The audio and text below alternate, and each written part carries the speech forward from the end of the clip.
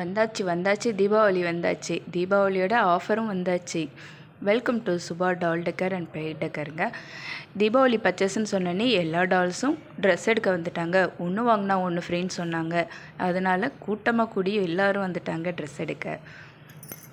நம்மளை மாதிரியே இவங்களும் ஆளுக்கு ஒரு கலரை தூக்கி வச்சுட்டாங்க. யாருக்கு எந்த கலர் வேணும் பார்த்து எடுக்கிறாங்க. ஸ்டாக்கு பத்துமான்னு தெரியலங்க. நான் ஸ்டாக் எடுக்க போகணும் போல இருக்கு. அடுத்து க்ரௌடை பார்த்து நானே ஷாக் ஆகிட்டேன்னா பார்த்துக்கோங்களேன்.